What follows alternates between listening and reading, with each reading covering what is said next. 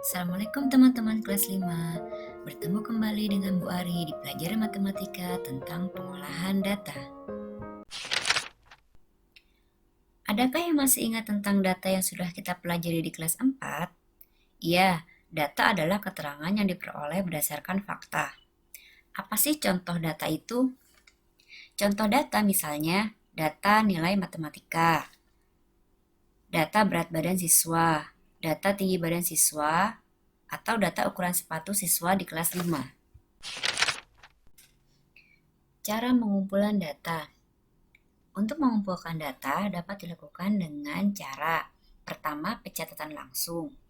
Contohnya adalah kegiatan mencatat berat badan dan tinggi badan siswa kelas 5 atau penghitungan suara pada pemilu yang berlangsung di Indonesia. Yang kedua adalah melakukan wawancara.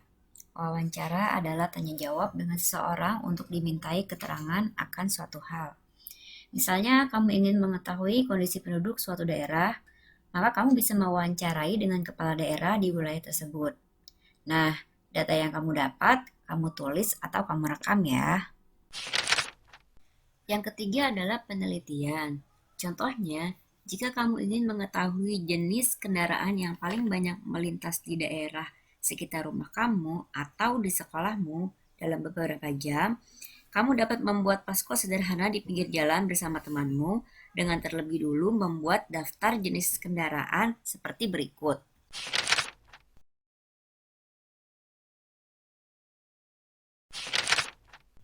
Cara pengumpulan data yang keempat adalah dengan menyebarkan angket atau kuesioner. Angket atau kuesioner adalah salah satu cara mengumpulkan data secara tidak langsung. Contoh angket adalah sebagai berikut. Nah, ini adalah contoh kuesioner minat belajar mata pelajaran matematika. Kalian bisa isi dengan cara menceklisnya ya. Setelah kalian mengetahui cara pengumpulan data, sekarang kalian akan mempelajari tentang cara membaca data.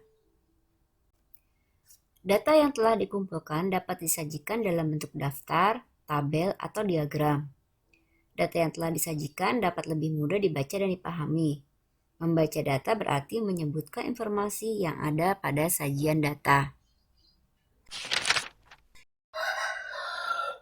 Membaca data. Yang pertama, membaca data dalam bentuk daftar. Perhatikan hasil kuesioner berikut. Informasi yang didapat dari kuesioner tentang olahraga kegemaran siswa kelas 5 STIT Amal Mulia adalah sebagai berikut. Sebanyak 7 orang siswa gemar sepak bola, sebanyak 5 orang siswa gemar berenang, sebanyak 6 orang siswa gemar bulu tangkis, dan sebanyak 8 orang siswa gemar bersepeda. Nah, kalau kalian termasuk yang mana? Yang kedua, membaca data dalam bentuk tabel. Perhatikanlah tabel berikut. Informasi yang didapat dari tabel tersebut adalah sebagai berikut. Sebanyak 5 orang siswa gemar melukis. Sebanyak 4 orang siswa gemar menari. Sebanyak 7 orang siswa gemar membaca buku cerita. Sebanyak 5 orang siswa gemar olahraga. Dan sebanyak 6 orang siswa gemar membuat prakarya. Yang ketiga adalah membaca data dalam bentuk diagram gambar. Diagram gambar atau piktogram adalah diagram yang menggunakan gambar untuk mewakili banyaknya data. Satu gambar dapat mewakili satu atau beberapa data. Perhatikan contoh diagram gambar berikut.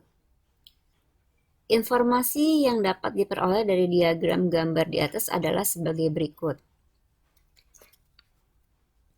Di perumahan Bambu Kuning terdapat 20 rumah.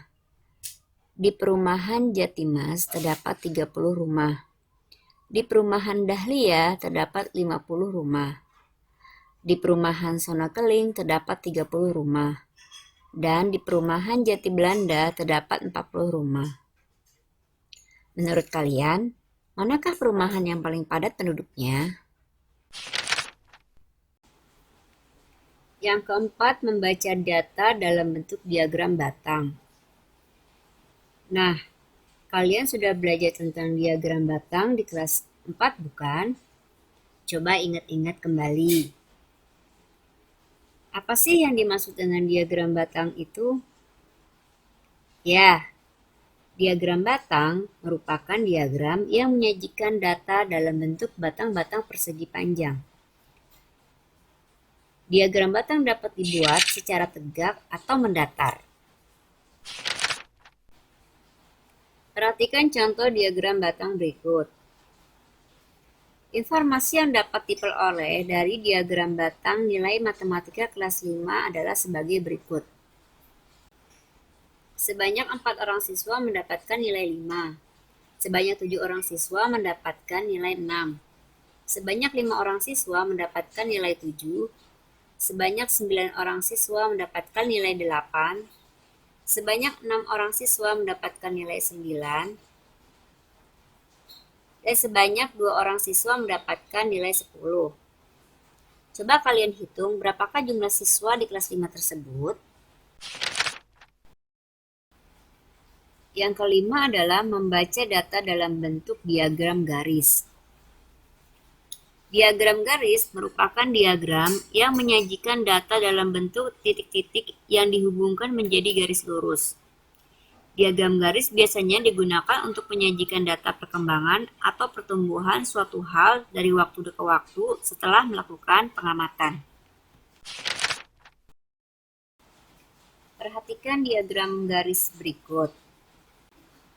Informasi apa saja yang bisa kalian dapat dari diagram garis tersebut? Yuk kita bahas bersama ya. Diagram garis tersebut menunjukkan banyaknya siswa SD Tunas pada tahun 2015 sampai 2019. Banyaknya siswa SD Tunas pada tahun 2015 adalah 124 siswa. Pada tahun 2016 adalah 141 siswa. Pada tahun 2017 adalah 118 siswa. Pada tahun 2018 adalah 137 siswa. Dan pada tahun 2019 adalah 133 siswa. Nah, dari informasi tersebut, coba kalian renungkan faktor-faktor apa saja yang dapat mempengaruhi jumlah siswa SD Tunas sehingga mengalami kenaikan dan penurunan. Yang keenam adalah membaca data dalam bentuk diagram lingkaran. Diagram lingkaran merupakan diagram yang menyajikan data dalam sebuah lingkaran yang dibagi menjadi beberapa bagian atau juring. Setiap juring dibuat berdasarkan besar persentase atau besar sudut setiap data. Perhatikan diagram lingkaran berikut ini. Berdasarkan diagram tersebut, kita dapat memperoleh informasi bahwa pada tahun 2009, hasil pertanian di Desa Sukamaju adalah sebagai berikut. Hasil pertanian padi sebanyak 7%, bawang putih sebanyak 8%, bawang merah sebanyak 15%, jagung sebanyak 20%, dan ubi sebanyak 50%. Dari data tersebut, menurut kalian manakah hasil pertanian yang paling banyak? Lalu manakah hasil pertanian yang paling sedikit? Ya, jawaban kalian semuanya benar.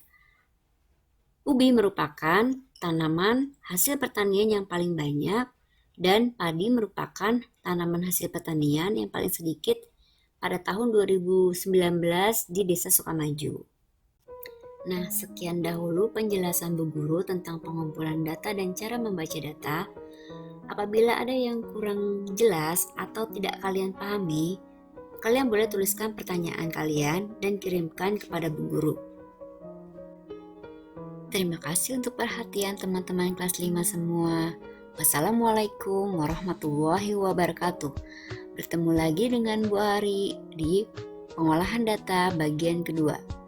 Sampai jumpa.